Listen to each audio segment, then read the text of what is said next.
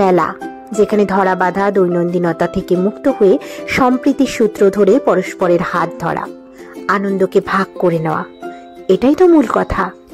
কিছুদিন আগে আমি বাণীপুর মেলা নিয়ে একটা ব্লগ করেছিলাম। আজকে এই মেলার শেষ দিন, সেই মেলারই আরো কিছু টুকরো অংশ এখানে রয়েছে।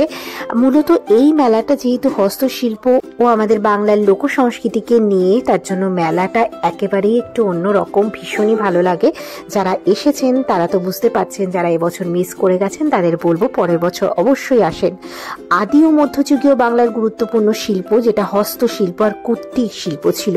বয়ন, ধাতব পদার্থের কাজ, জুয়েলারি, বিশেষ করে রূপার তৈরি অলংকার, কাঠের কাজ, বেত এবং বাঁশের কাজ, মাটি ও মৃৎপাত্র হস্তশিল্প হিসাবে কিন্তু প্রসিদ্ধ ছিল। এইগুলোই তো আমাদের প্রাচীন ঐতিহ্য, কিন্তু এই ঐতিহ্য ধীরে ধীরে কোথাও বিলুপ্তি হয়ে যাচ্ছিল। তাই এই ঐতিহ্যকে পুনরায় ফিরিয়ে আনার চেষ্টা করা হচ্ছে বিভিন্ন মেলার মাধ্যমে। তেমনই একটা মেলা কিন্তু আমাদের এই বাণীপুরের মেলা এবার 69তম বর্ষে পদার্পণ করেছে।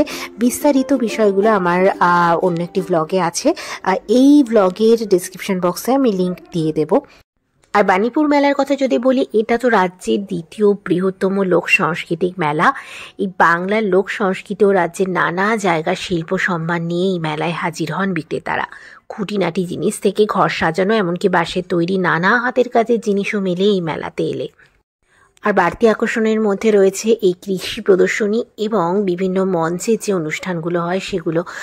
3রা জানুয়ারি থেকে শুরু হওয়া মেলাটার শেষ দিন হলো 11ই জানুয়ারি, অর্থাৎ আজকে শেষ দিন। আর আমরা মেলার দ্বিতীয় দিনেই গেছিলাম। আমার সঙ্গে ছিল আমার বোন এবং আমার বোনজি এথেনা। বেশ ভালো সময় কাটিয়েছি, ভালো মুহূর্ত কাটিয়েছি। ইচ্ছে ছিল আরও একদিন মেলাটায় যাওয়ার, কিন্তু সেটা সম্ভব হয়নি। আমাদের সবারই ব্যস্ততার মধ্যে দিয়ে মেলায় 2 দিন করে যাওয়া সম্ভব হয়নি। কিন্তু এই মেলাটায় একবার গেলে মনে হয় আরও 2বার 3বার করে যাই, কারণ এত জিনিস দেখার আছে, এত ভালো ভালো জিনিস, যেটা বারবার মন কাড়বে মেলাটায় যাওয়ার জন্য। আবার একটা বছরের অপেক্ষায় মেলাটার আজকে শেষ দিন। তো যারা গিয়েছেন আশা করি তারা দেখেছেন, আবারও বারবার আবার তাদেরও যেতে ইচ্ছা করবে আমি জানি। তো যারা মিস করে গেছেন তাদের আবারও বলবো পরের বছর অবশ্যই যাবেন। এই জানুয়ারি মাস দিয়েই সাধারণত হয়, আগে ফেব্রুয়ারির দিকে হতো, আজকাল জানুয়ারির দিকে এই মেলাটা হয়। আর এই ব্লগটা এখানে শেষ করছি। সকলে ভালো থাকুন, সুস্থ থাকুন। মেন ব্লগটা একবার দেখে আসবেন। টাটা।